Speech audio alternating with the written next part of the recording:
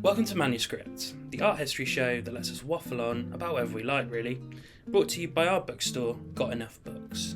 Okay, so this week let's talk about Kamisaka Sekka. Born in Kyoto in 1866, he was actually part of a samurai family, except around that sort of time the samurai class got abolished, sort of right after he was born, so like less, sword fights and katanas, more like paintbrushes, which is probably safer, that's fine. He trained in a style called Rinpa, which is this really glamorous, like old school art style from the 1600s.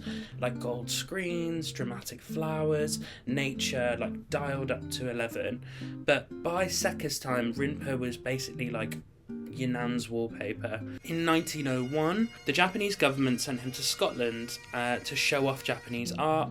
When he landed in Glasgow, he sees that there's loads of like Art Nouveau and goes, oh my god, lads, this is Rinpa. This is basically Rinpa, but they've been doing it now. He realises that like Japan's old style, or something that he would consider Grand-Mari, was basically ahead of the West, so they've been doing it for a long time before. Comes back with a new purpose and fulfillment. His most famous work was this design book called 1000 Butterflies, and it's exactly what it sounds like, page after page of beautifully drawn butterflies, all completely unique, not just pretty, but they're really practical. This got used by craftspeople to put on textiles, lacquerware and prints. Sekka's art kind of like boiled nature down to flat colours, bold shapes, rhythmic patterns.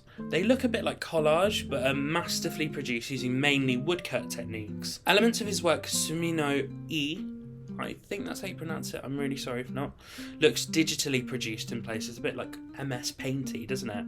Especially the trees. My favourite piece is this one from 1909.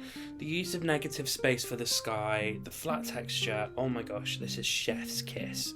Reminds me of some of the work from Ellsworth Kelly, who I'm sure we'll be covering soon in a future episode.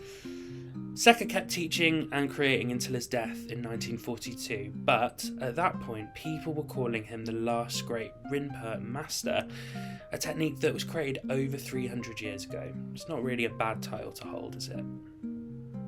For more on art, artists, or any other creative subjects, why not come down to Got Enough Books, where we have second-hand books for first-rate people. See you there.